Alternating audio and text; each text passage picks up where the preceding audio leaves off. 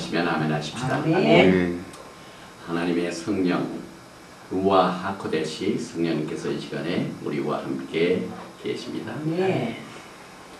저는 오늘 여러분과 함께 히브리 관점에서 본 종말론의 두 번째 강의로 시온의 논쟁이라는 제목을 가지고 본문 말씀 이사야서 34장 8절 말씀을 보게 됩니다. 이사야서 34장 8절 말씀을 봉독해 드리겠습니다. 이것은 여호와의 보수할 날이요 시온의 송사를 위하여 신원하실 해라.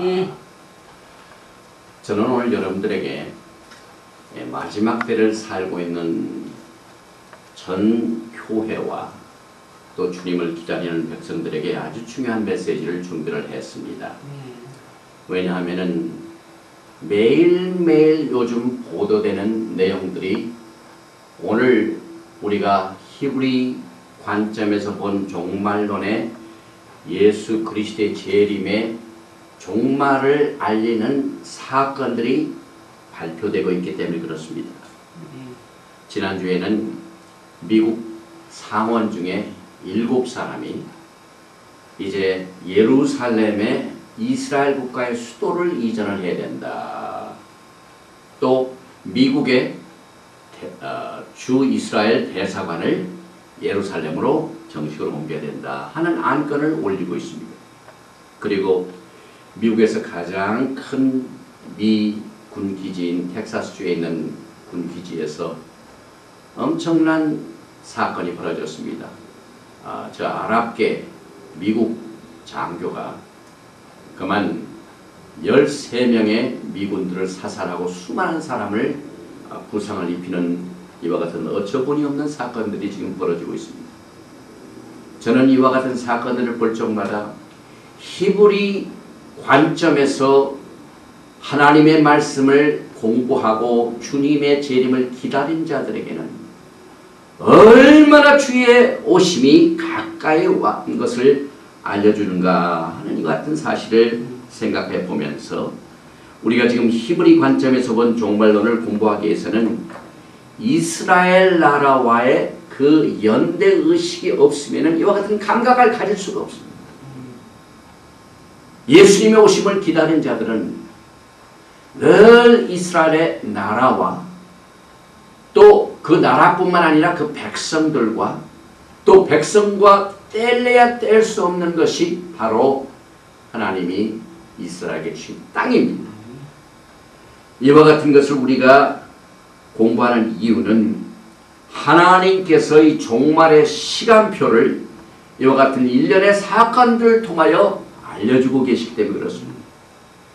그 대표적인 예로 하나님께서 믿음의 조상 아브라함에게 이삭을 번제로 드리라고 지시하신 곳이 세계 수많은 장소가 있지만은 오직 한 장소를 택하셔서 거기에서 이삭을 번제로 드리라 이렇게 말씀을 하셨는데 그것이 바로 모리아산 예루살렘입니다. 지금 전 세계에 있는 정통파 유대인 그리고 메시아닉 유대인들 또 토라를 공부하고 있는 모든 교회의 본문 말씀이 창세기 22장입니다. 지금 전 세계에 있는 유대인들은 아브라함이 이삭을 번제로 드리는 이 사건을 지금 다 공부하고 있습니다. 그런데 하나님께서는 번제의 장소를 3번이나 내가 지시하신 곳이라고 말씀하고 있습니다. 창세기 22장 2절에 여호와께서 가라사대 내 아들 내 사랑하는 독자 이삭을 데리고 모리아 땅으로 가서 내가 내게 지시한 한 산 거기서 그를 번제로 드리라. 또 창세기 22장 3절에 아브라함이 아침에 일찍 일어나 나귀의 안장을 지우고 두 사환과 그 아들 이삭을 데리고 번제에 쓸 나무를 쪼개 가지고 떠나 하나님이 자기에게 지시하신 곳으로 가더니 이 지시하신 곳이 바로 예루살렘입니다.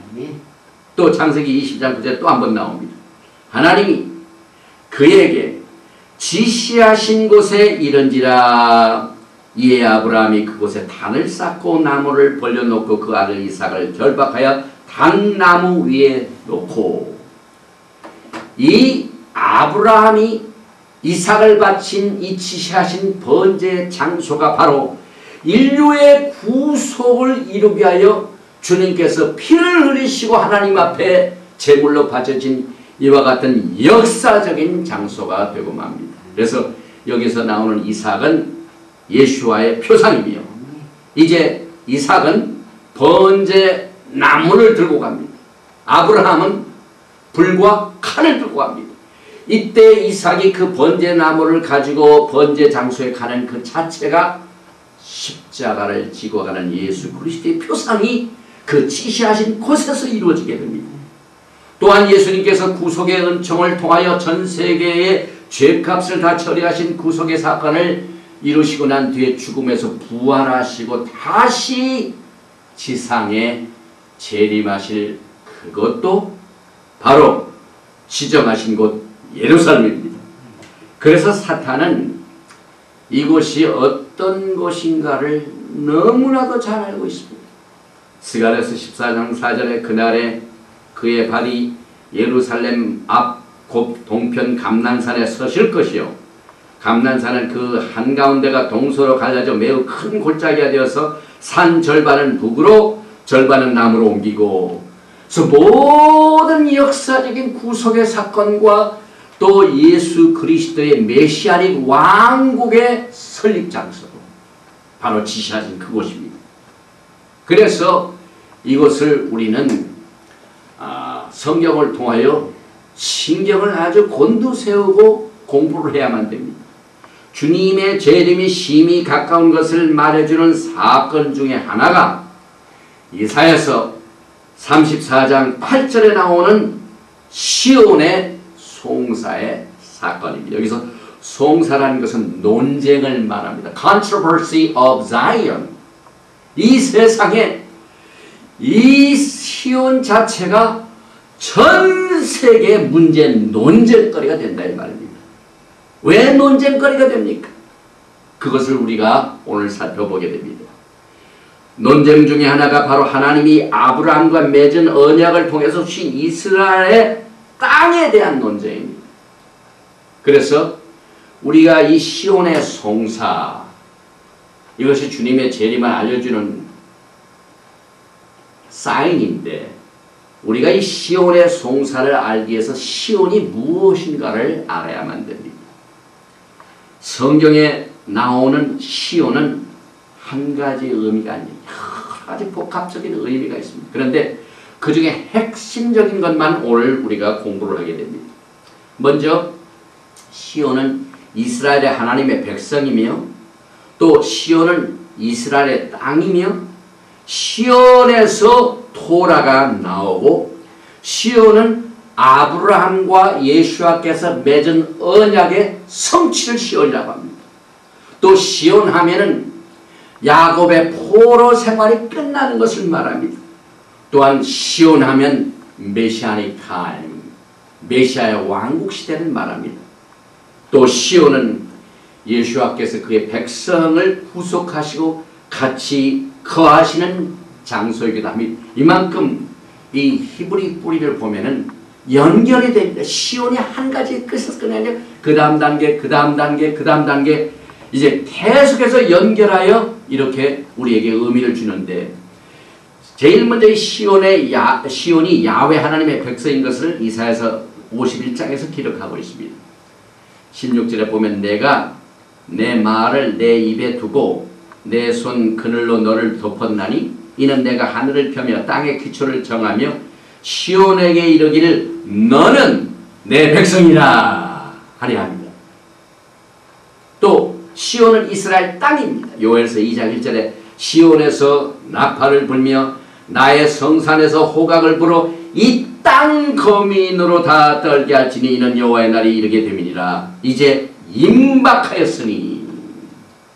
또 시온은 메시아닉 시대의 모든 영적 본산이 됩니다. 다시 말하면 이 시온에서 하나님의 토라의 말씀이 나갑니다.